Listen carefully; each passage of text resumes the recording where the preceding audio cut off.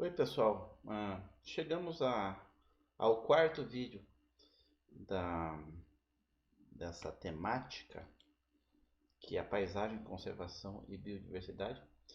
Nos três vídeos anteriores eu explorei aspectos mais conceituais, o que é conservação, o que é paisagem. Um dos vídeos foi especificamente sobre paisagem e o outro foi especificamente sobre escalas, né, e as armadilhas que tem no uso de escalas e toda a complexidade que tem. Agora, nesse último vídeo, eu decidi fazer esse vídeo pensando o seguinte: existem bases teóricas que nos conduziram ao conhecimento que eu tentei sinalizar ali nos três vídeos anteriores, né? Pois bem, é claro que essa visão sistêmica, essa visão ampla com a qual eu lido e argumento com vocês, ela não nasceu do nada, não nasceu da minha cabeça, ela não nasceu dos cientistas e filósofos atuais, ela nasceu lá atrás, né? Então vejam, por exemplo, né? Kepler, para a gente retornar alguns séculos atrás, né? que, é, que foi notório no estabelecimento do pensamento, da consolidação do pensamento heliocêntrico, né? Ele era estudante de teologia, ele era astrólogo, não astrônomo, astrólogo da, da corte, e ele era um sujeito com uma habilidade em matemática sem comparação nenhuma, né?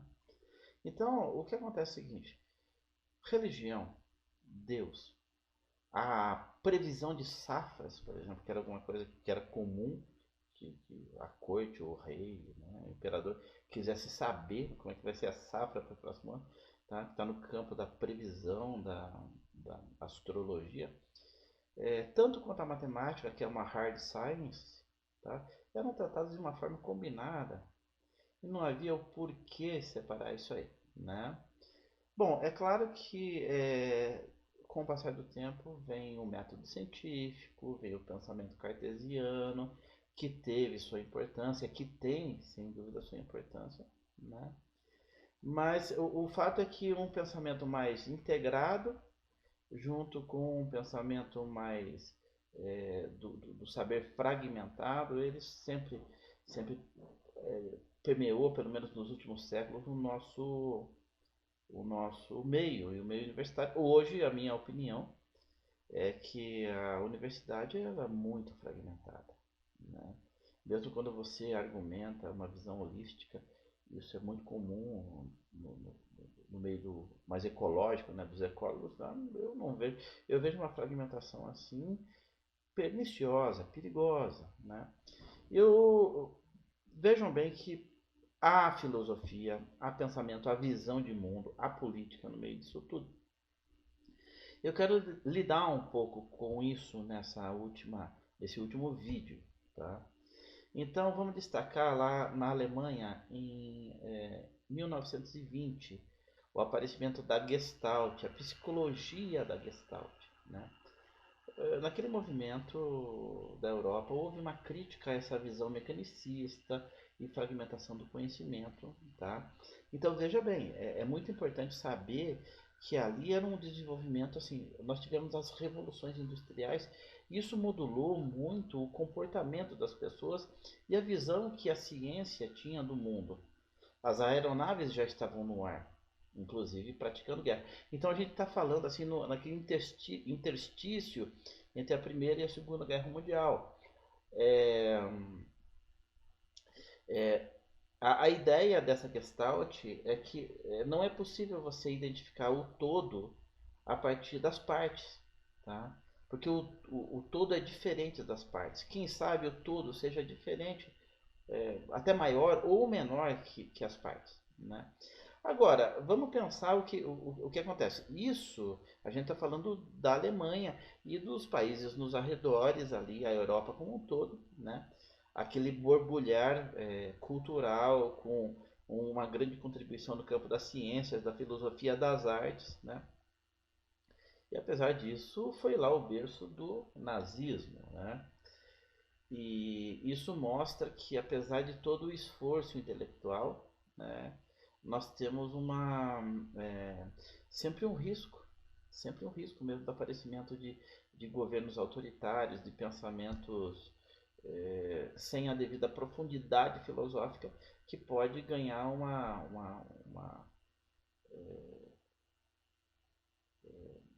que pode ganhar o terreno, né, por meio do populismo, e nós temos coisas horríveis acontecendo. Mas o fato é o seguinte, ali naquele meio, na primeira metade do século XX, apareceu um sujeito chamado Ludwig von Bertalanffy. O Bertalanffy é austríaco, às vezes as pessoas associam ele a alemão, ele não é alemão. Ele é um biólogo austríaco, né? E ele formulou a chamada teoria geral de sistemas. A ideia é que o sistema é um conjunto de partes independentes formando um todo. Notem que a palavra sistema é utilizada hoje de forma corriqueira. O meu sistema operacional travou, tá? É o sistema econômico, tá? Bom, se é que a gente utiliza essa terminologia, a gente tem que entender que tem coisa lá atrás que precisa ser compreendida, tá?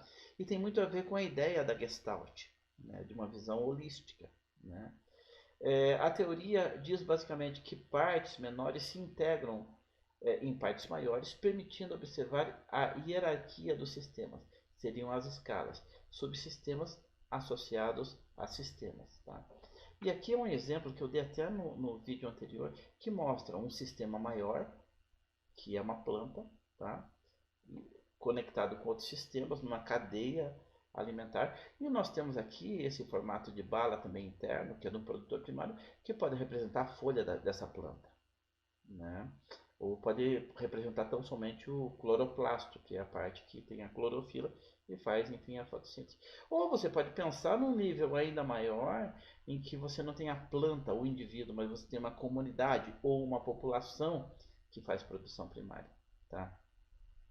Nos dias de hoje, essa ideia é relativamente simples, tá? Mas relativamente. Vamos mais a fundo nisso, tá? Bom, a teoria geral de sistemas, ela tem ampla utilização, sinalizei já isso antes, né? No campo da administração, por exemplo, da psicologia, e aí vai, tá? Por exemplo, o carro que você dirige, né? Ou o ônibus que você entra para ir para a universidade, tá? É um sistema formado de partes, né? Então vejam bem, o ônibus é bom? Vamos pensar que ele seja bom. O que faz ele bom? Porque as suas partes são boas, né? Quais que são as partes? O assento que você senta. O motorista é bom. E o combustível? E o pneu? Está calibrado? Né? Então, isso que eu estou falando é associado com o conceito de propriedades associativas. Né? Vamos lá, aqui, ó. Propriedades associativas ou coletivas. Né? Que fala basicamente um conjunto, por exemplo, de coisas boas resulta num sistema também igualmente bom, né? Só que existem outras propriedades que não são observadas na soma das partes, que são chamadas propriedades emergentes, e isso é muito importante. Nós temos bons exemplos disso. Por exemplo, a água. Para pensar o que vem a ser a água. Você tem uma molécula de hidrogênio, você tem uma molécula de oxigênio, tá? Separadamente, o que eles são nas condições normais de temperatura e pressão? CNTP. O que são? São gases, né? Qual é a característica de um gás? Um gás é compressível. Você pode pegar, colocar num êmbolo, numa seringa e comprimir ele e expandir ele, tá? Outra propriedade do gás, ele não apresenta, por exemplo, tensão superficial, aquelas ligações de pontes de hidrogênio, né? Agora, junta o oxigênio com o hidrogênio. Aparece coisa que você nem imaginaria que poderia ocorrer na união dessas coisas. Por exemplo, aparece o conceito de tensão superficial, que tem no líquido, tem na água, mas não tinha nos gases, e aparece o fato da água não ser compressível. Você não consegue comprimir a água. Um mecânico ou os líquidos no geral, né? Um mecânico de automóvel, na hora que um cilindro de um carro enche de combustível, trava o carro, entorta a biela, quebra a biela, válvula, etc. E tal. Por quê? Porque você não consegue mover um sistema, comprimir o combustível. Não tem como comprimir o combustível. Se comprimir é muito pouco, quase nada, né? O volume de um combustível muda basicamente, ou do líquido, modifica não pela pressão, como nos gases, tá? Mas principalmente e quase que exclusivamente pela mudança de temperatura. Tá? Então veja bem, o que você via no caso dos gases não vê lá no caso do líquido que é formado pelos gases. Tá? É, eu tenho um exemplo bem interessante, né, disso, que é o seguinte. Um dia eu peguei 5 alunos e nós resolvemos fazer um trabalho num parque bem arborizado, era uma floresta mesmo, com várias trilhas. A prefeitura da cidade decidiu colocar lixeiras ao longo dessa trilha. Por quê? Porque era frequentado por visitantes e os visitantes teriam ali, sei lá, joga o lixo na lixeira, né? Qual que é o resultado que você espera disso? Trilhas, mais visitantes, mais lixeiras, tá? O lixo todo na lixeira e nada de lixo no chão, ou pouco lixo no chão. O resultado foi exatamente o oposto. A gente olhou, a gente observou e falou, o que está havendo? Né? Por que a gente ia, a cada 10 metros de trilha, a gente ia coletando todo o resíduo sólido que estava no chão e pesava, tinha uma balancinha que a gente pesava e a gente conseguiu fazer um mapa. Um mapa fantástico de todas as trilhas, né? Mostrando nas cores, né? Note que isso é uma paisagem, né? Mostrando por cores, por exemplo, cores mais fortes, como o vermelho, maior concentração de lixo, cores mais para verde, menor concentração de lixo, seguindo mais ou menos as cores do semáforo. Mas a gente não conseguia entender exatamente porque nas trilhas que tinham a lixeira a coisa piorou, né? Até que um dado dia, num trabalho de campo, na terceira ida a campo, eu vi um sujeito com um saco adentrando o parque e subindo uma trilha lá. Eu falei, quer saber? Vou acompanhar essa pessoa, esse sujeito. Né? Nitidamente era um coletor de lixo, ele estava um catador de lixo. Né? Com aquele saco nas costas. O que vem na cabeça, principalmente, é o seguinte: esse sujeito vai chegar nas lixeirinhas ali, tombar o lixo dentro do saco dele e seguir adiante. Não. O que ele fez? Né? Ele tombou todo o lixo no chão, esparramou com a mão, escolheu o que lhe interessava, colocou dentro do seu saco e vazou e deixou o resto tudo no chão. E aí desatou-se o nogórdio, né? Descobrimos, né? E outro caso também de pessoas que pegavam lixo nos arredores daquele parque, daquela floresta, tá? E traziam esse saco de lixo para dentro da unidade, não era uma unidade de conservação do parque, tá? E esparramava tudo, entendeu? Para utilizar aquele espaço, né? Para triar. Como é que a gente descobriu isso, tá? Fuçando naquela quantidade de coisa, a gente começou a achar nota fiscal, né? Olhava-se uma nota fiscal, né? Mecânica tal, uma nota de serviço. Daí do lado da nota tinha lá um farol de carro quebrado, uma lanterna de carro quebrado. Vamos pegar a nota, vamos lá. Que a gente acha ali naquele endereço da nota? Uma oficina mecânica, né? Com uma lixeira, com sacos em cima. Então, o que acontece? Vocês podem verificar o tiro saindo pela culatra, né? Esse é um caso que vocês vão perceber em momentos da vida em que o insuspeito ocorre, tá? Isso é um exemplo de propriedade emergente. Então, vamos ver, tá? Tem uma base conceitual lá na teoria geral de sistemas, tá? Se você não compreender isso, se você não colocar esse universo conceitual dentro, explicando, ajudando a compreender as suas observações, você vai fazer afirmações muito rasas sobre questões ambientais, se é que a tua temática é ambiental. De qualquer maneira, a abordagem sistêmica da teoria geral dos sistemas visa sair de uma visão mecanicista, reducionista, para uma visão holística. Tá? A relação do ambiente externo, como é que é? Os sistemas são fechados e hoje não, ou numa visão mais sistêmica, uma visão mais da teoria geral dos sistemas, os sistemas são abertos. Né? Então você começa a ponderar as externalidades. Você começa a ponderar então as externalidades. Então veja bem, você hoje, por que o ambientalista hoje já começa a entender a necessidade de trazer para explicar o ambiente aspectos econômicos ou até financeiros, tá? Porque são externalidades, que você não pode deixar a externalidade lá simplesmente isolada, entendeu? Prejudicando, entre aspas, né, aquele ambiente que você quer conservar, o que você quer preservar. Não, você visa compreender aquele e trazer como uma forma de explicação do fenômeno.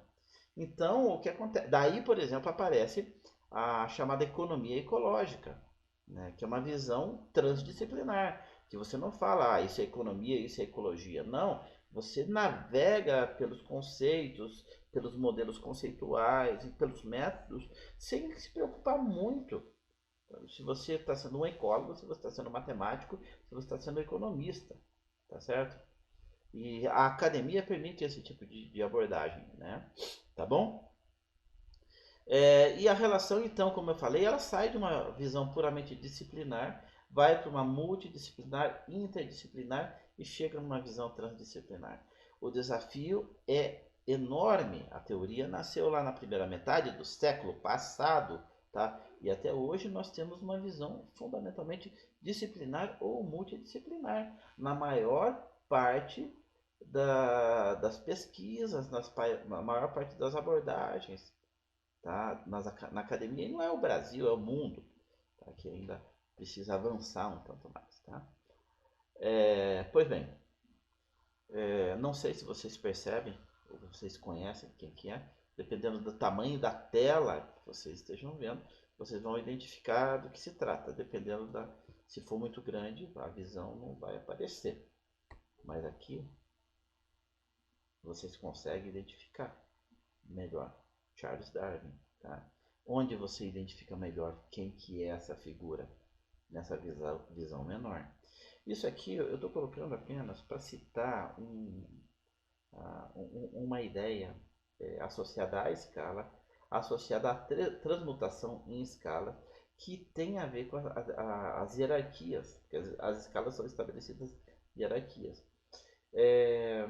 Então,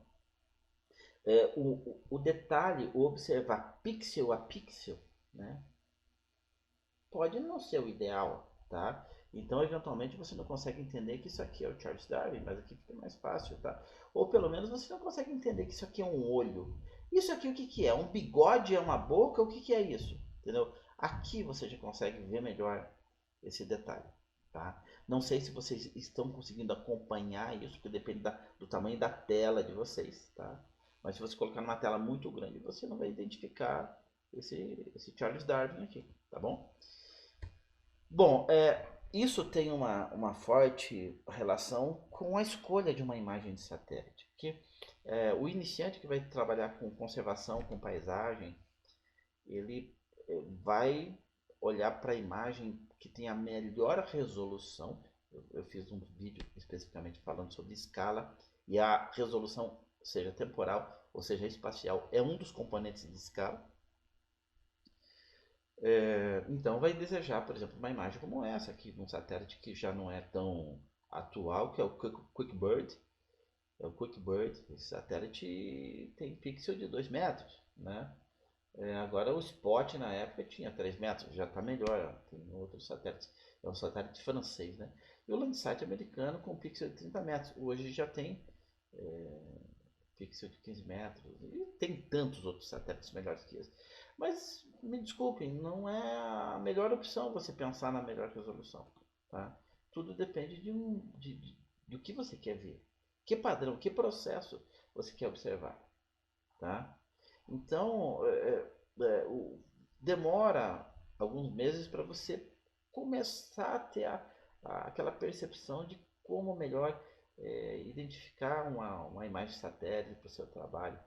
Um certo dia eu fui chamado para fazer um levantamento aerofotogramétrico numa região que era um manancial de abastecimento de água para a cidade. E eu cheguei para o secretário municipal lá de Ciência e Tecnologia e falei, não tem como eu fazer esse tipo de coisa, porque quando terminar o trabalho, esse cenário já mudou, tá? O que você vai ver ao final do trabalho não é mais o que você vai ter na realidade, né? E aí, por isso que eu coloco essa informação, tá? Ao escolher uma imagem de satélite ou um mapa, não esqueça, detalhes espaciais são efêmeros. Por exemplo, árvores são suprimidas, os carros se movem.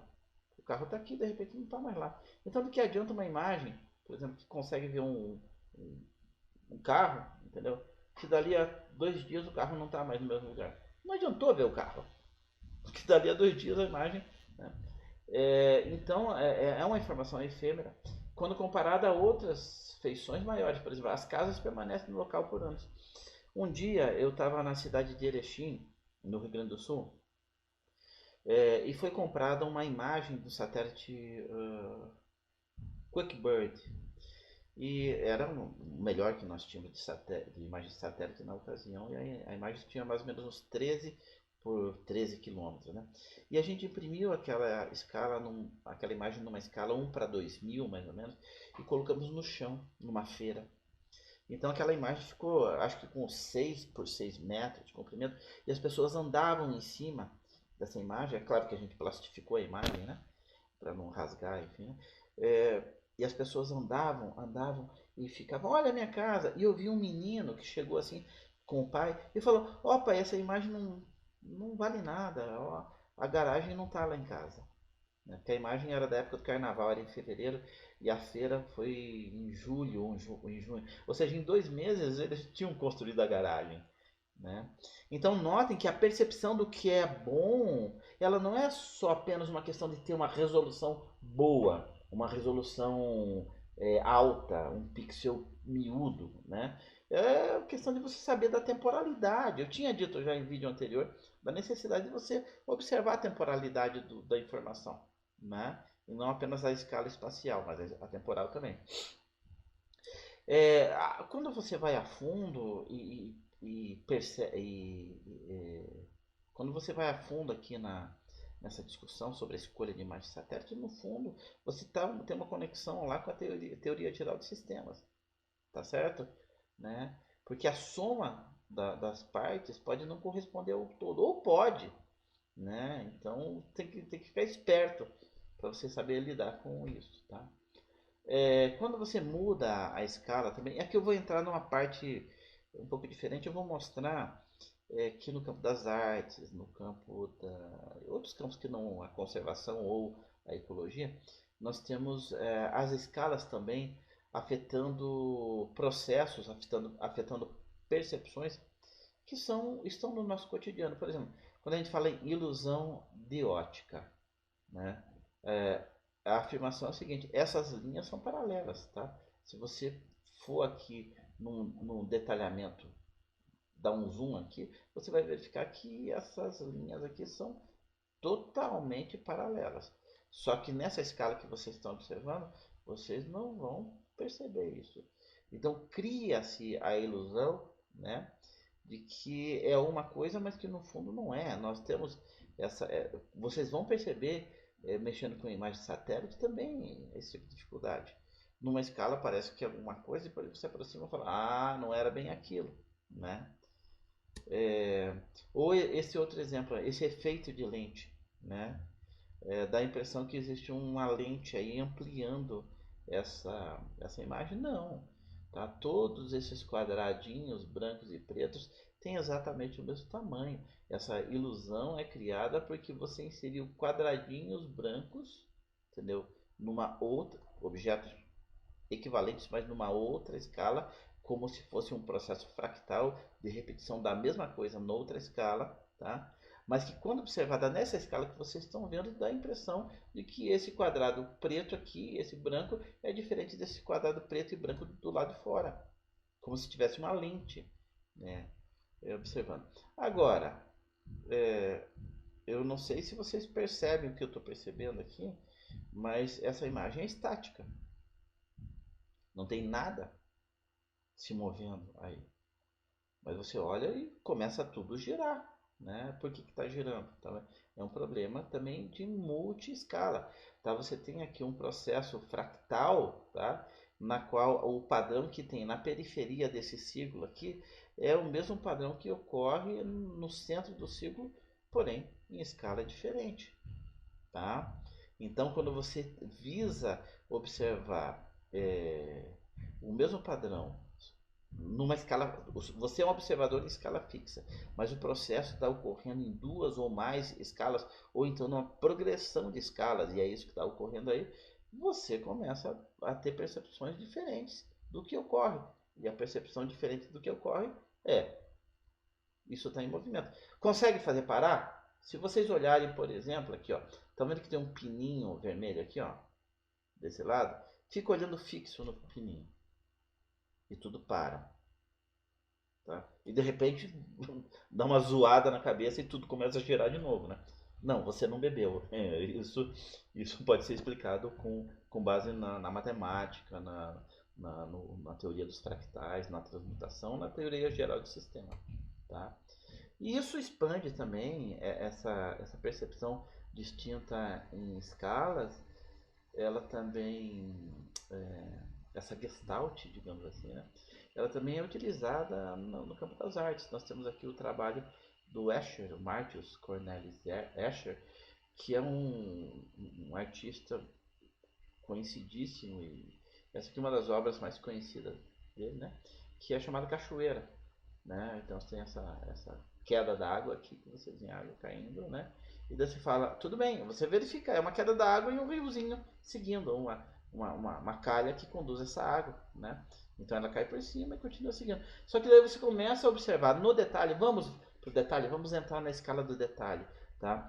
Caiu a cachoeira, vai, opa, e ela cai de novo. O que é isso, né? É uma ilusão de ótica, é o que se fala por aí, né? Na verdade, existe muito trabalho acadêmico, tá? Explicando, no campo da matemática, explicando, tá? O que vem a ser obras como essas obras de Escher. E não é uma obra, são inúmeras. Eu trouxe mais uma aqui, que é análoga, né? Que é chamada escadaria, né? Em que você acompanha, você vê assim, tem uma escada, como se fosse uma espiral. Quando você começa a verificar a escada, vai descendo, vai descendo, vai descendo, vai descendo, vai descendo, vai descendo, vai descendo e pô, chega tudo no mesmo lugar. Tá? A explicação desse fenômeno, para ter uma ideia, tem uma forte relação com a existência desses pilares que você vê aqui. Tá? E eu vou falar para vocês, não é uma explicação tão simples que eu possa ficar gastando tempo aqui nesse vídeo curto com vocês para isso. Inclusive porque seria de extrema complexidade para que eu explique isso. Tá? Então vejam que no campo das artes, no campo das magias, né, das ilusões de ótica, é abundante o uso da teoria geral de sistemas e de toda a matemática associada, como tem na ecologia, como tem na ecologia da paisagem, tá certo? Aqui é um caso de fractal. Eu falei de fractal, mas o que vem a ser fractal? O fractal é quando você identifica determinados padrões ou um determinado padrão se repetindo em inúmeras escalas, em distintas escalas, tá? Não em todas as escalas, mas pelo menos em uma sequência de escalas. Vamos pensar, cartográfica. 1 para 10.000 você vê alguma coisa, daí 1 para 1.000 você vê alguma coisa, daí 1 para 500 você vê a mesma coisa, e vai se repetindo, né? Isso é frequente, isso ocorre, né? E é o que vocês estão vendo, tá? É um processo fractal, é uma animação que mostra padrões se repetindo infinitamente em diferentes escalas. É claro que isso é uma animação computacional. E a gente pergunta, isso ocorre no mundo da natureza? Sim, ocorre. Aqui um outro exemplo, que não é fractal, é um processo de transmutação. você tem a associação de dois triângulos, três, quatro, e sai de uma visão original, que é um triângulo, que vira uma estrela, que vira um sistema especulado, como se fosse um cristal, tá? Então você vai ter na prática o que você vai ter nas mudanças, você mudando nas escalas de observação, nessas hierarquias de sistemas, você vai verificar que às vezes coisas se repetem, né, como se fosse um fractal. Vou voltar aqui, isso está se repetindo, e daí o que, que você vê isso? Propriedades associativas, tá?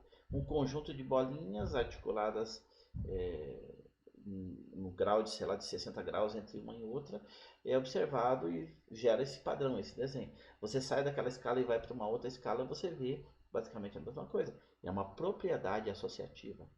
Só que tem a propriedade emergente também, que você vê aqui nesse triângulo, que muda de escala, né? E vai se tornando o quê? Outras coisas que não triângulos. Tá joia? Então veja bem, eu estava falando do padrão fractal que ocorre numa rede hidrográfica. O que, que nós temos aqui? Olha, esse aqui é o rio Uruguai e nós temos esse padrão meândrico, esse sistema de curvas aqui, né? Daí você sai dessa escala e amplia isso nessa imagem satélite e você tem de novo a repetição daquele padrão meândrico. E você dá mais um ainda e novamente você observa o padrão meândrico, tá? Esse é um caso de sistema fractal que ocorre. Notem, não estou falando que em todas as escalas vai ocorrer o mesmo padrão.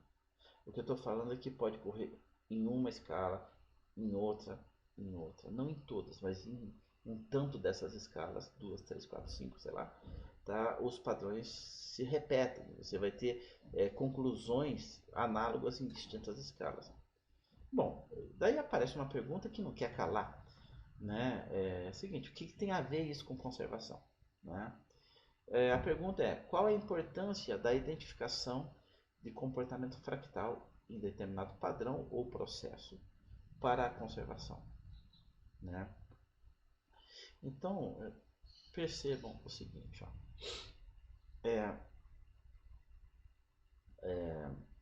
Eu poderia simplesmente não responder essa pergunta, mas eu vou dar uma provocada ainda mais. Né? Ao olhar menos atento, ele vai pensar que é uma pergunta boba. Não é uma pergunta boba.